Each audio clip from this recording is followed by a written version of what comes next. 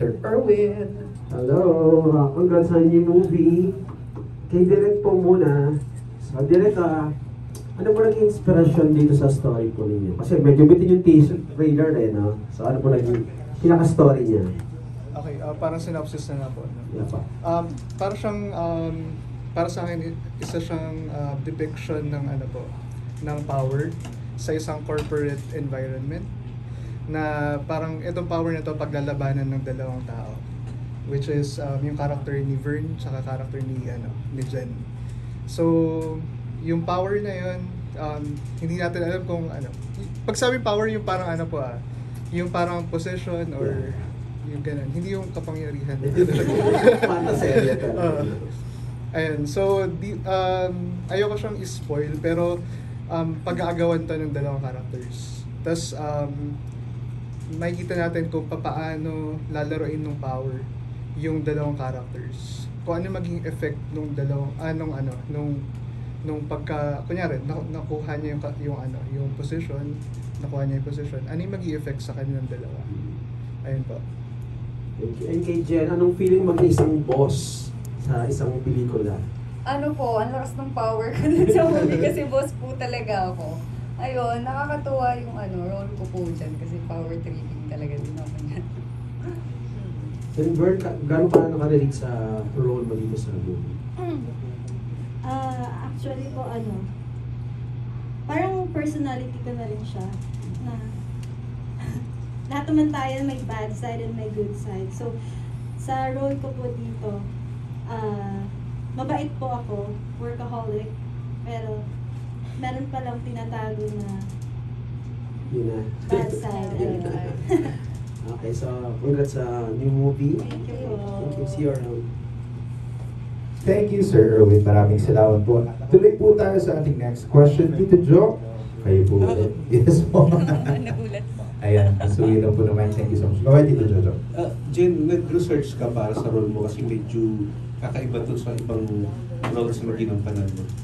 Hindi po ako nag-research. Kasi po to is, right po to ni Miss Sane.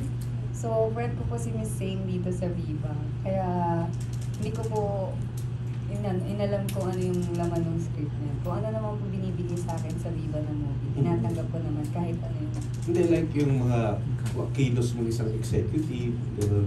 Hindi naman po. Kasi feeling ko naman, kailangan lang chin up ka lang, tapos straight body pag boss ka. Tapos yung the way you speak, kailangan lang talaga may power as a boss. Kailangan talagang pag nagbitaw ka ng salita, matigas, tsaka may power. Ayun po.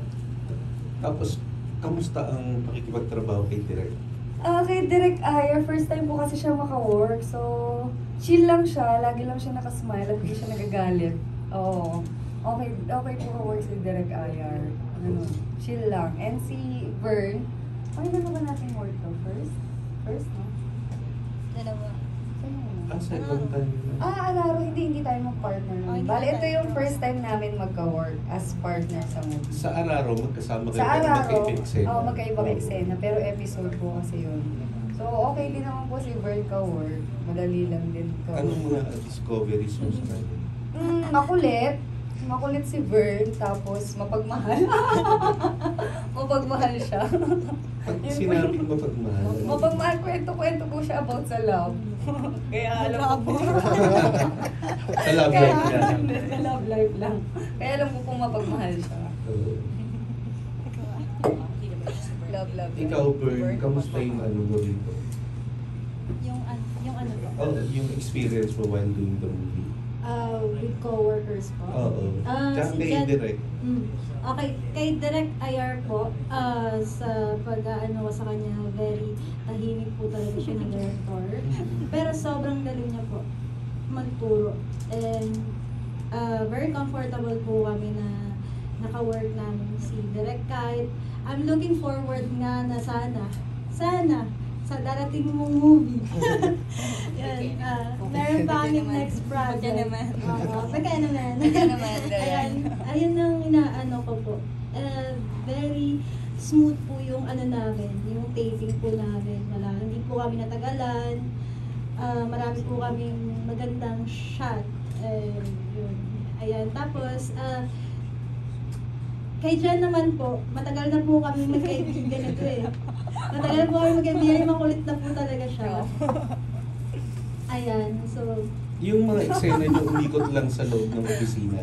Opo. Yes po, yun. Ganun. Sa ano ko naman po, sa road ko naman po, mahilig po kasi ako manood ng Korean. So, yung mga, mga CEO, ganun, mas mga secretary. So, parang ganun lang din po Yun ang mga naging inspiration. Yes po. So, Ayun. thank you. Direct unang VMX movie mo ba ito?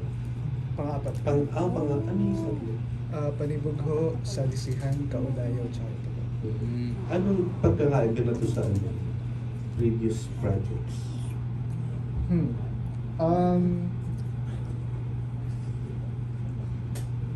Ito po kasi sobrang enclosed siya sa isang environment.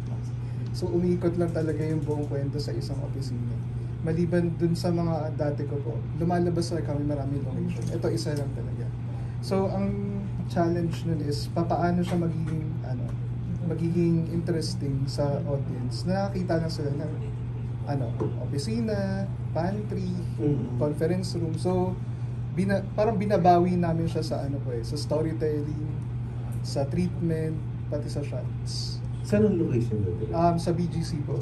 If familiar kayo sa Can't Buy Me Love na location, yun po yung pinag-shootingan namin sa BGC.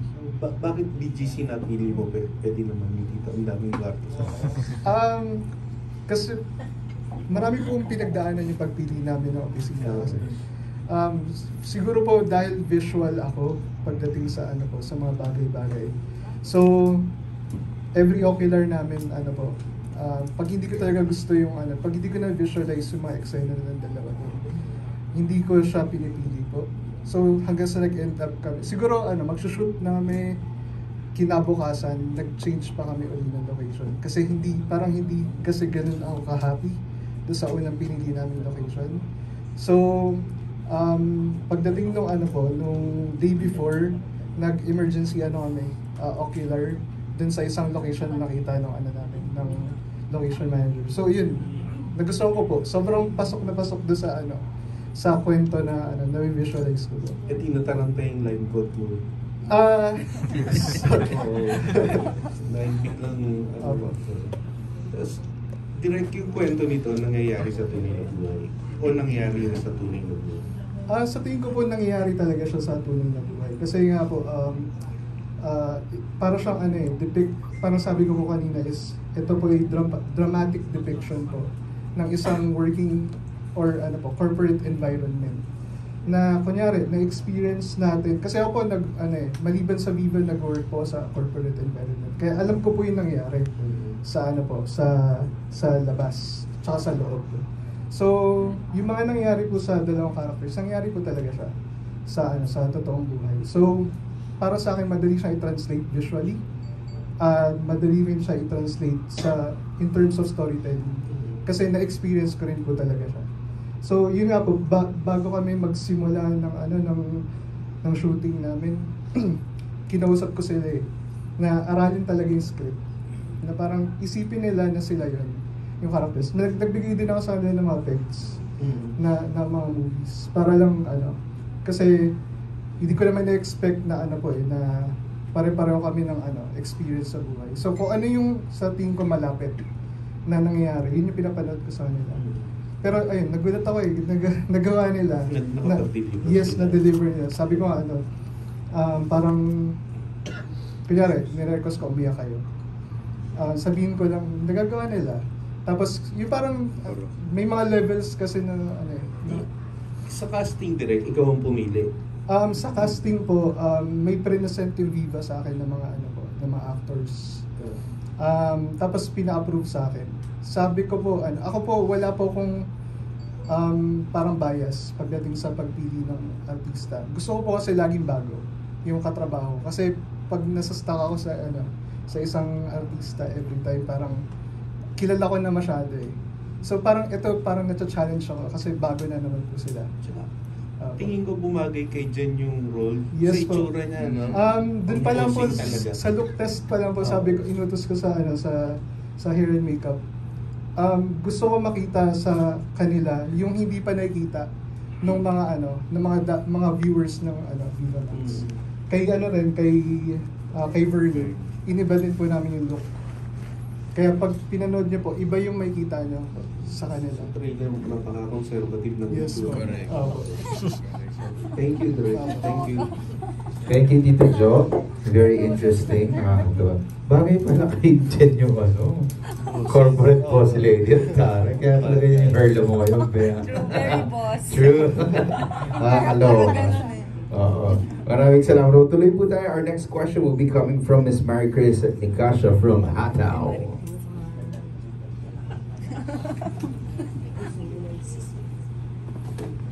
Hi, good afternoon, Jen. Tanong ko lang muna, yung tattoo mo, totoo ba yun? Opo, yes po. Hindi ba yan sa gabal kapag sa mga Sa mga sexy roles po. scenes? Sa sexy scenes, hindi naman po. Kasi hindi ka Wala po. nagbabawalan. Hindi naman po. Kaso sa role po kasi medyo nahihirapan sila sa akin kumuha. Kasi hindi ako pwede yung mga kinakawawa kasi nga may tattoo po. Ayun. Pero meron po akong isang movie na ipapalabas sa January. Wala akong tattoo. So nagawa ng paraan. Pero So, may make-upan. mini-make-upan po. So depende sa movie. Pero yung totoo po, nahihirapan po talaga pagdating sa mga role. Kaya ang galing po dun sa Boss Mom kasi naka-corporate attire ako. Pag naghuhubad lang, May dun lang po may siya tago. makikita. Opo, Oo. opo. So, since tungkol sa hubaran, yung GL, Opo, no? opo. So, kumusta yung si Nino? Nag-usap ba kayo bago kunan yon? And meron bang, hinayaan kayo yung direct na kayo na lang?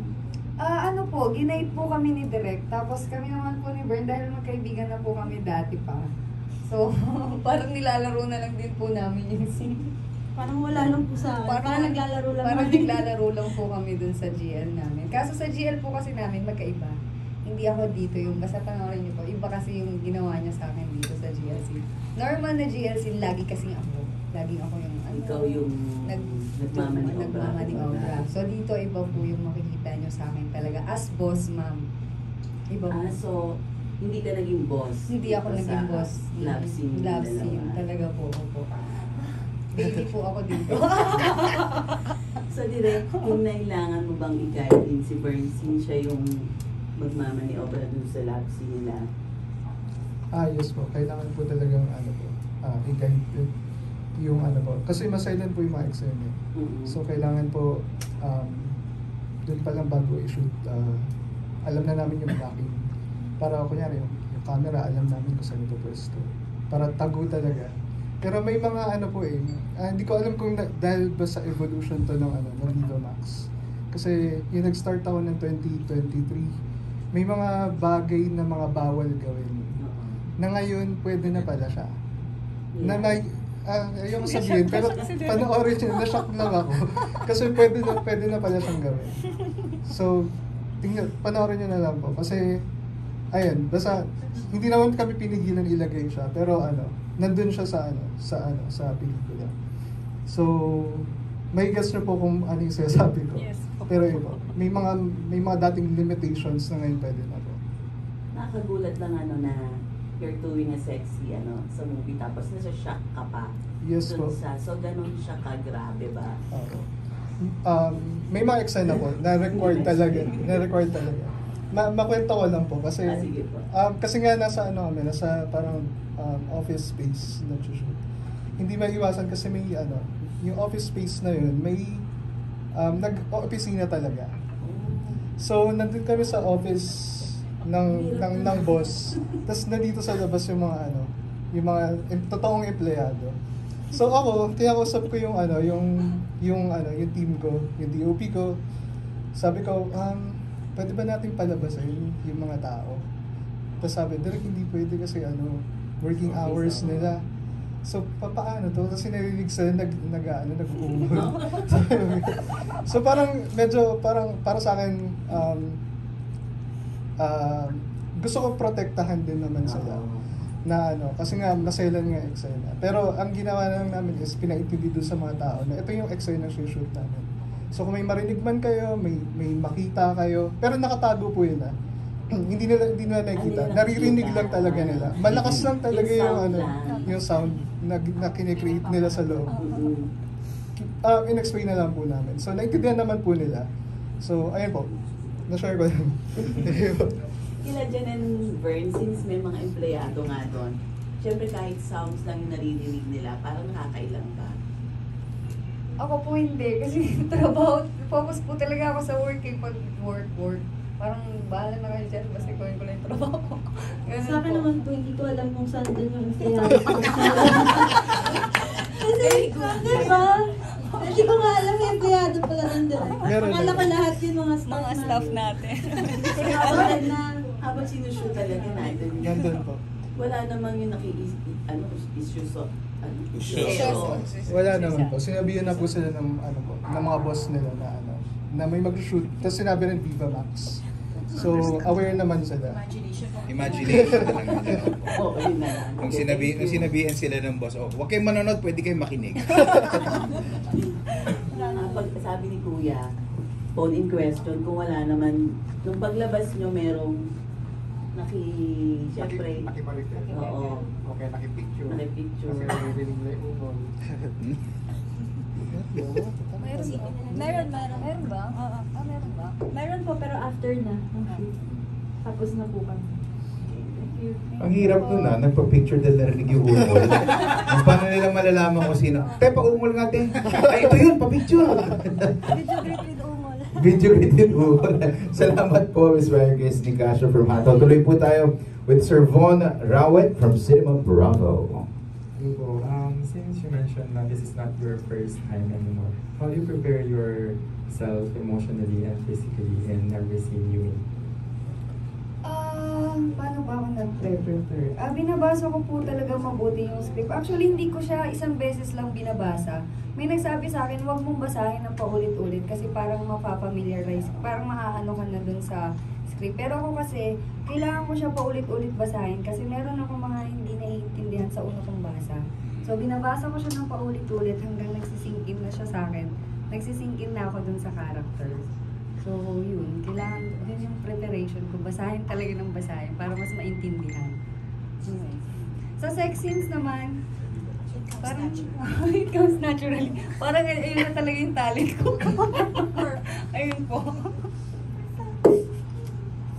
Ay, very naman. Same question po. Yes. Ako po, I always dream naman na maging kontrabida talaga sa role. Oh. It's always talaga na-dream ko yun. Kasi ayoko po nang inaapi ako in totoong buhay, in real life. Ayan. Parang nasa sa akin na ba lahat ng personality? Kaya palang mali. Siguro nasa 100 yung personality ko iba-iba. Pero ang pinaka-dream ko po talaga is maging part din talaga as kontrabida. Ayan. Mabait, kontrabida. Before you part out Viva Max, have you worked before in a corporate as well? And then have you experienced Sa akin this? po. Yes, personally. Personally, wala po. Nanonood lang talaga ako ng Korean. Korean novela. Ano po yan? This Boss Mom, have you experienced this personally before? Hindi po. Nag-try ko na siya sa lalaki. Kasi siga ako pagdating sa mga jowa. Ganun. Pero pag sa mga friends, hindi po. So sa lalaki, pag ginaano niya na ako, lumalabas yung pagka-boss mom ko. Ayun po. Doon lang. Sa mga lalaki. Ang cute yung mga babae. Thank you, Sir Von. Maraming salamat po. At tuloy po tayo sa ating next question. Manggagaling po from Sir Joey Soriento from Red Mate. Good afternoon sa class. Good afternoon, Direk. First question ko kay Direk. Direk, ito bang kwento na to, may pinagkuhaan ka? May inspiration ba to? Ito pong kwento kasi, yung hindi siya galing sa akin, yung kwento. Binigay siya sa akin ng Viva, yung story, tapos for directing, yung binigay sa akin. So hindi ko siya sinulat, hindi galing sa akin ideation. Pero paano ko ba sasagutin yung tanong?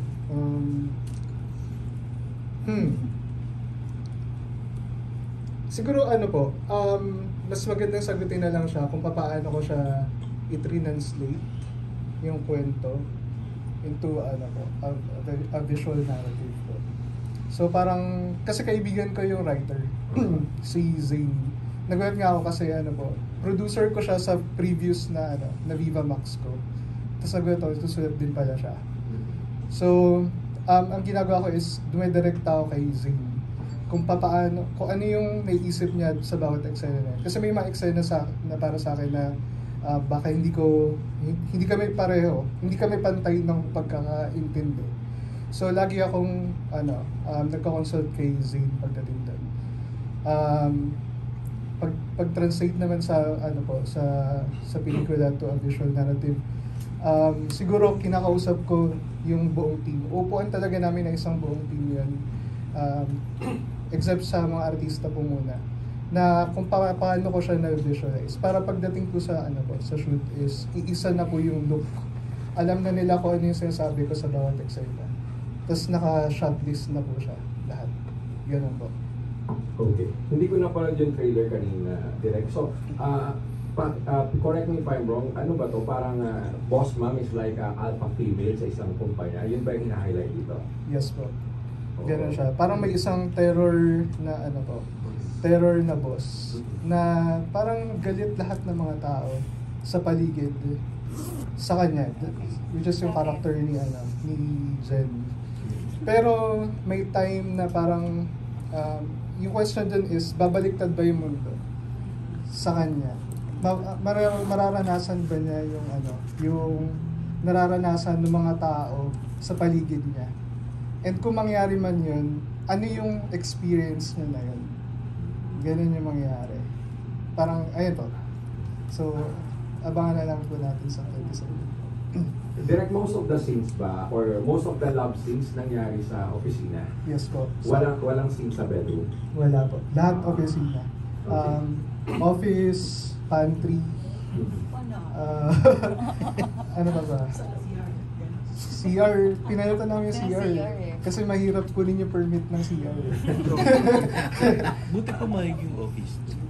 Pumayag. Nagpapashoot po kasi talaga sila. Ang nangyayari lang is, every time na nagsushoot kami, may nagro-ronda na na mga gwardiya sa sa paligid.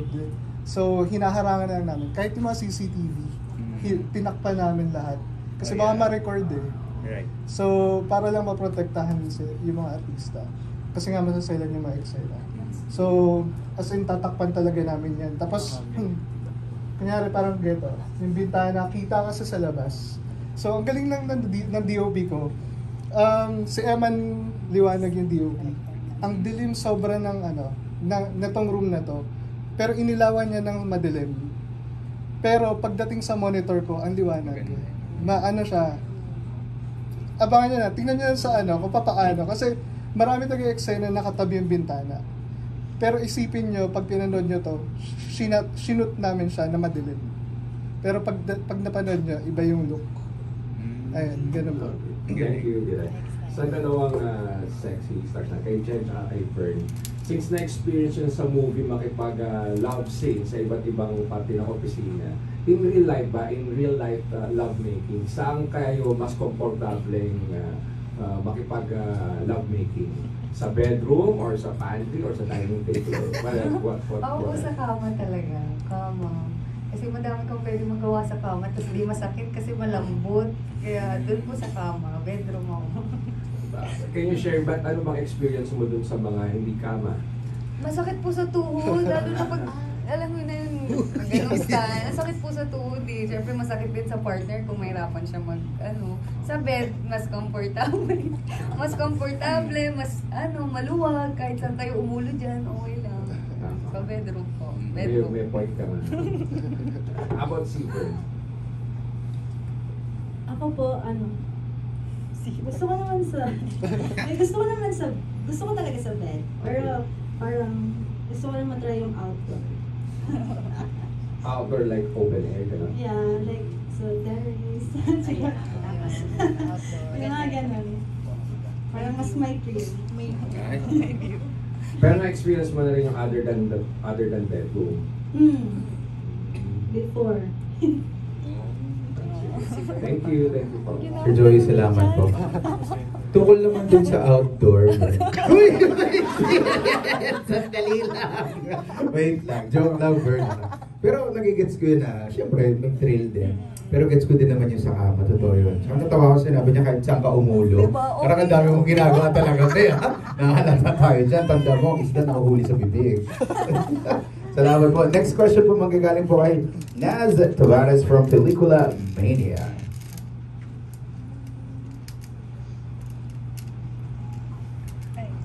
Kay Direk, pa-expound lang nung sa, kasi di ba setting nyo sa office lang, tapos yung mga sex scenes nyo, paano nyo ginawa? Ano yung mga challenges? Ayun nga po.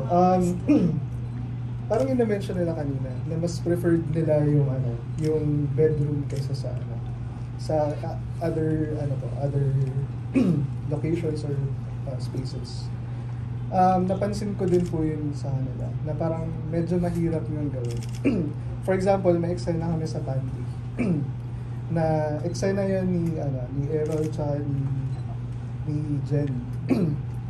Napapansin ko nahihirapan sila kasi nga masakit nga masakit nga sa tuhod. Parang nakikiusap na lang yung yung AD ko na sandali na lang, kailangan lang kunan ng iba't ibang angles, ganyan. Kasi masakit nga talaga siya sa tuhod. Na ako kasi hindi ako tumitigil hangga't hindi ko nakukuha yung tamang angle, yung gusto kong shot. So ano ba natin ginawa? Kasi medyo mahirap talaga. Kasi lumalakad ako ng nakalubog. Oo. Bahala na kayong panoorin nyo kung bakit. May video pa ka. May video ko pa pala nung. Tapos, ewan ko, very natural lang yung nangyari. So, bala ko pa nga sana, papatayin yung aircon sa buong office. Pero hindi, kasi mainitan tayo lahat. Mainitan lahat. Pero ano ba? Kasi gusto ko yung pawisan na itsura. Yung itsura nila na gano'n. Naging, ewan ko, gano'n yung kinalabasan din. Nakakapagod kasi yung ginagawa niya sa Tapos akin. may mga shots pa na yung pawis niya na dun na sa wall. Oo, totoo din oo. Na, ewan ko. Ganda. Galing. Natural lang siya. Nasagot ko ba? Yes. Sige. Kay Jen naman. Kasi gaano ka close yung character mo sa sarili mo? Kasi boss mom. Gaano ka close? Ako kasi may pagkamataray ako. Minsan nga na nila ng mukha ko mataray pag di ako nagsasalita. Gaano ka close? Siguro mga 4 to 5 as a boss mom. Yung personality niya kasi talagang strong. Then talagang pag nagsalita siya talagang iba din. So 4 to 5 lang ako. Kasi iba siya dyan sa movie. Nakaka-enjoy siya dyan. Ano yung masasabi mo na pareho sa character mo? Sa kanya yung pagkamataray niya doon. Kasi yung sa ibang part din hindi ako nagpapasubmissive sa ibang bagay. Ay. Diyan kasi may mangyayaring ganun eh. So, kailangan yung panoorin. Kay Vern naman, nabanggit kanina na ikaw yung dominant sa inyong dalawa ni Jen. In real life ba, mas gusto mo yung ikaw yung dominant or submissive? Pwedeng vice versa. Pwede ako yung submissive, pwede siya naman yung submissive, ganun. May times na gusto kong ako yung dominant. Okay. Thank you, Sir Naz. Maraming salamat po. And our last question po, magagaling po sa isa naman talagang institusyon na dito sa ating industriya. Opo. Ang check ako lang, actually 2007 ata. May write-up din po na ginawa niya ng ating next. Oo. Hindi ko lang po kung maaalala ba niya. Sa kakatawa din, magkaibang article, pero yung picture ko katabi ng picture ni Vicky Bello, mukha tuloy kami may relasyon. Next question, magagaling po kay Tita Nitz Morales from tonight. Nasulat ko sa'yo. Opo, Tita. Direct, matanong lang bakit si Jen lang ang nasa poster? Bakit nga ba? Hindi ko din po alam sa marketing. Hindi pa po yan yung poster. Hindi pa po lang siya. Ay, Dati yan po yung may answer po sila. Ayan sila po ang sasagot. Poster lang po. So how daring is the poster? How daring daw. How daring Hindi ko daw pa po. nakikita. How daring you? Wala pa po kami poster. Wala. Kaya po. May same kayo direct sa poster. Pwede pong mag-suggest, pero hindi ko pa po nakikita yung actual poster. Kanina yung keep talking about masela na eksena. Kaano ba kasi sela ng mga eksena mapapanood? Ano po bang basehan? Gaano kasela? Gaano kasela? Medyo mahirap siya sagutin, pero kasi mahirap siyang i-compare. Mahirap i-compare sa ibang mga mga Viva Max na ano. Pero gaya ng nasabi ko, bale ibabase ko na lang siya sa experience ko po, sa mga previous na nagawa ko po. Dito po, like sa na-mention ko po, may mga limitations before sa like sa una kong pelikula with Viva Max na ngayon po pwede na. Like what? Ayoko po sabihin kasi baka mas-spoil na siya. Pero may mga ganun pong na sinabi ko lang po sa kanila kung anong gagawin nila. Pero kinoconsult ko yung mga producers kung pwede po ba yun yung ginawa. So may approval naman po. Sinabi, okay, sige. Okay lang yan kasi pinapayagan naman ng management. And dun sa final cut, may say naman din po yung Viva kung tatanggalin o hindi. Pero sinama naman po. So ibig sabihin, okay lang po yun. So 45 minutes pa rin yung VFX? Hindi po, po. Ngayon po mga 1 hour plus. Kasi dati 45 minutes parang. Kaya ito po hindi na siya, pag pinanood nyo po, hindi na siya bitin sa story, hindi na siya bitin sa sa mga sex scenes po. Ganun po. Kanina direct may nabanggit si director ng first movie na pag may lalaki ay may actor siyang nag-take advantage, gusto niyang suntukin. What about yun? Anong gagawin niyo pag nangyari yan sa shooting? Sa akin po, hindi pa naman siya nangyayari. Pero siguro ang first na reaction ko dun is, kasi yung DOP ko, si Eman, siya lagi yung kasama ko. Parang siya yung second parang magkakatinginan talaga kami kaagad. Narinig mo yun? Parang kaya, or sinabi niya yun, ginawa niya yun. Tapos siya magsasabi sa akin, direct parang sobra. Ganun. DOP ko yun, tsaka yung assistant director ko. Sila lagi kasama ko. So, ako naman, makikinig ako sa kanila. Kasi nga, ayokong iasa lang sa sarili ko yung yung decision. Kasi baka nga sa akin okay lang or wala lang siya sa akin. Pero pagdating sa ibang tao, lalo na kasi assistant director ko babae. So, lagi talaga babae ang pinipili ko assistant director. Kasi pag kunyari, sa tingin nila sobra na yung nakikita nila or yung nangyari, sasabihan kagad ako. Direct sobra na po ito. Baka pwede na natin putulin or pwede na natin i-lighten pa. Ganun po. So, lagi akong nakikinig sa team ko. Hindi lang ako yung magde-decide para sa lahat. Girls, pag nakakaramdam mo kayo ng nanlalama o nag-take advantage, anong ginagawa? Sa mga lahat naman po naging movie ko, wala pa naman po akong naramdaman. Feeling ko nga ako yung naglalaman. Feeling ko, totoo po to, kinakausap ko yung partner ko after. Kasi sabi ko, baka lalaki to baka mamaya kasi nahaharas ko sila.